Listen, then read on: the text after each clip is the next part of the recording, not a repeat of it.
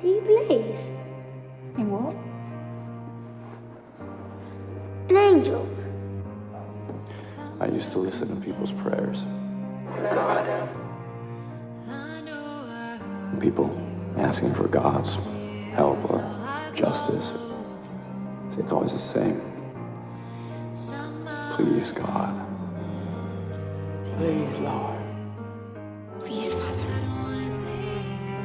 When I heard all those prayers of those suffering people, I thought it was God's voice. Well, I was wrong.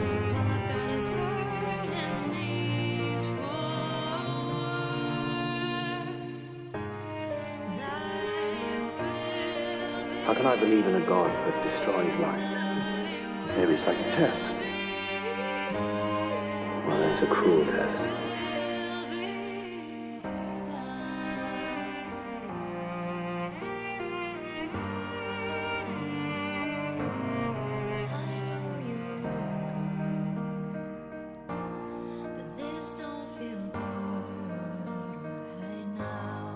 This is a world in the grip of evil.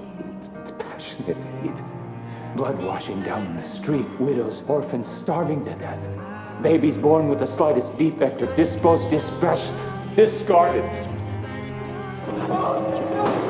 This world doesn't know a thing about love.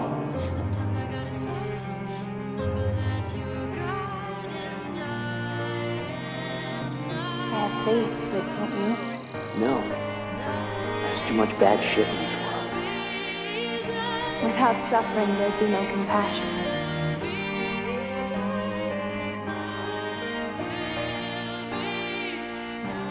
I won't tell that to those who suffer.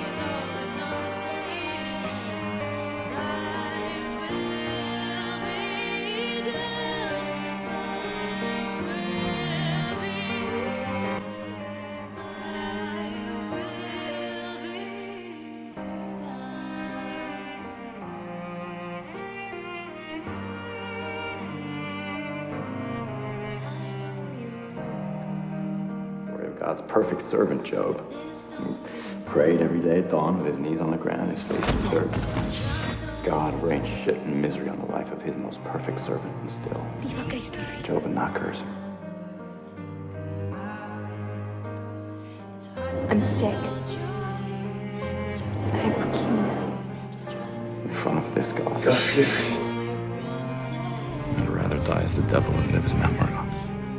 Healing will not be healed. I'm all prayed out.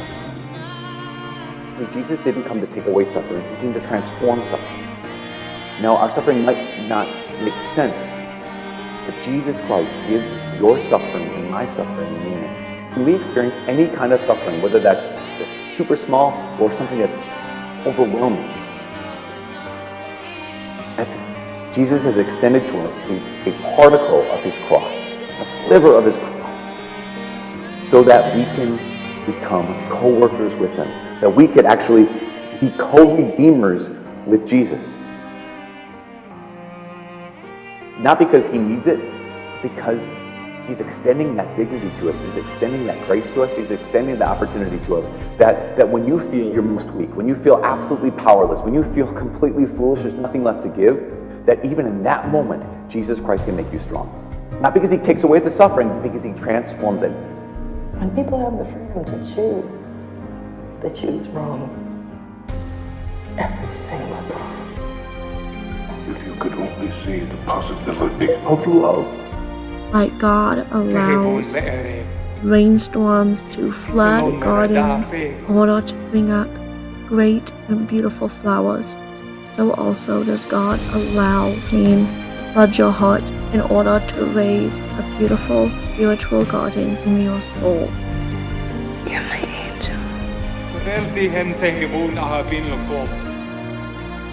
You expect me to help you after what you've done. God gave human beings free will. He wants us to be free like he is free. And by creating free will, he knew, since he is all-knowing, that we could use it to do great evil, but he also knew we could use it to do great good. And he decided that free and beautiful beings were worth the risk of evil entering his creation. When we used his gift to do something terrible, when we chose to bring suffering into the world, he used that terrible thing that his God-given gift had allowed us to do in order to make a more beautiful world. Some Christians have described it. If a piano only had white keys, the music would be very different.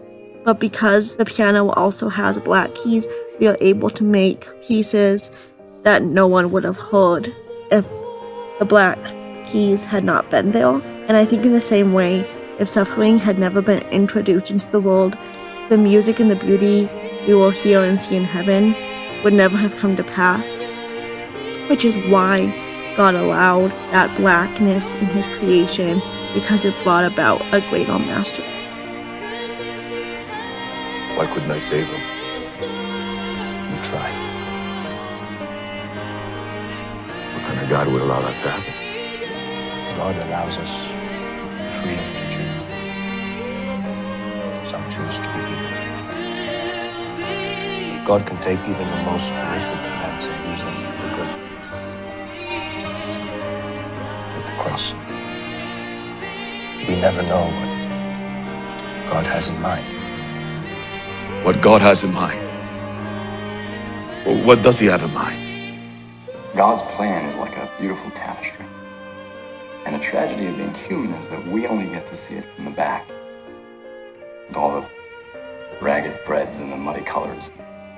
We only get a hint at the true beauty that would be revealed if we could see the whole pattern on the other side. As God does.